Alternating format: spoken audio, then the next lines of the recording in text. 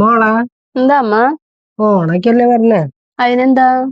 നിന്റെ കൂട്ടുകാർക്ക് പായസം ഉണ്ടാക്കാനുള്ള വഴിയൊക്കെ പറഞ്ഞു കൊടുക്കണ്ടേ? കൂട്ടുകാർക്ക് വേണ്ടിട്ടാണോ അമ്മയ്ക്ക് വേണ്ടിട്ടാണോ? കൂട്ടുകാർക്ക് വഴി എനിക്ക് വഴി. നൈസായിട്ട് നമ്മുടെ കാര്യം സാധിച്ചെടുക്കാലോ അല്ലെ പേരും പറഞ്ഞിട്ട്. പായസം വെക്കി. പായസം വെക്കാം. ഞാനും കുറച്ച് ദിവസമായി പായസം കുടിക്കണം എന്ന് വിചാരിക്കുന്നു. നമുക്ക് പായസം വെക്കാം അല്ലെ? ഓക്കേ. എന്റെ എല്ലാ കൂട്ടുകാരും ഓണായിട്ട് പായസമൊക്കെ പുറത്തുനിന്നാണോ മേടിക്കാറ്? നമുക്ക് സിമ്പിൾ ആയിട്ട് വീട്ടിലുണ്ടാക്കാന്നേ. അതും വെറും കുറച്ച് സമയം കൊണ്ട് കേട്ടോ. അപ്പൊ അതെ നമ്മൾ അതിന് വേണ്ടി എടുത്തേക്കണത് കുറച്ച് ചെറുപയർ പരിപ്പാണ്. അത് നമ്മളൊന്ന് എടുത്തതേ ചട്ടിയിലിട്ട് ഒന്ന് വറുത്തെടുത്തു. ഇനി അതൊന്ന് കഴുകി വാരി കുക്കറിലിട്ട് കുറച്ച് വെള്ളം ഒഴിച്ച് നമുക്ക് അതൊന്ന് വേവിക്കാനായിട്ട് വെക്കാം.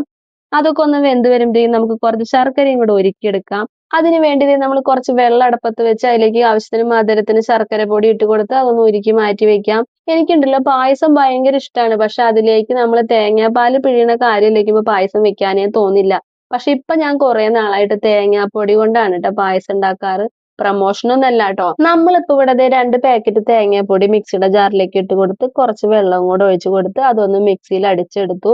സിമ്പിളായി നമ്മുടെ തേങ്ങാപ്പാൽ റെഡി ആയിട്ടുണ്ട്.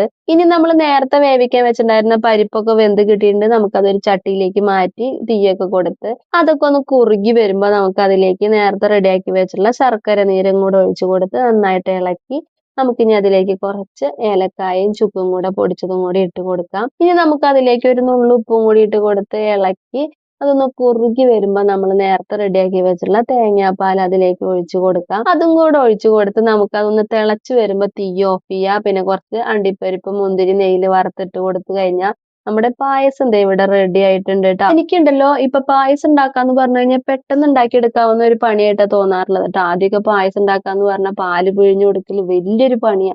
അതുകൊണ്ട് തന്നെ പായസം ഉണ്ടാക്കാന്ന് പറഞ്ഞാൽ എനിക്ക് ഭയങ്കര മെനക്കെടായിരുന്നു കേട്ടോ. പക്ഷെ ഇപ്പൊ എനിക്ക് ഭയങ്കര സിമ്പിൾ ആണ്. അപ്പൊ എന്റെ കൂട്ടുകാരും ഇതുപോലെ ഒന്ന് ട്രൈ ചെയ്ത് നോക്കിക്കോ. ഓണക്കല്ലേ വരണേ?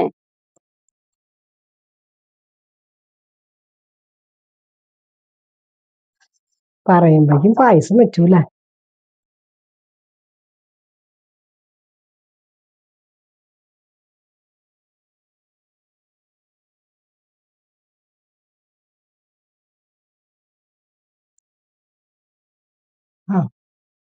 സൂപ്പറായിരുന്നു.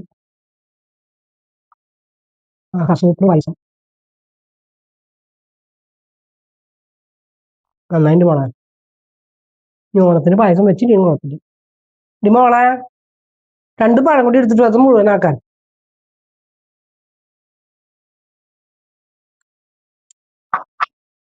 ഞാൻ കൊണ്ടുപോവാ.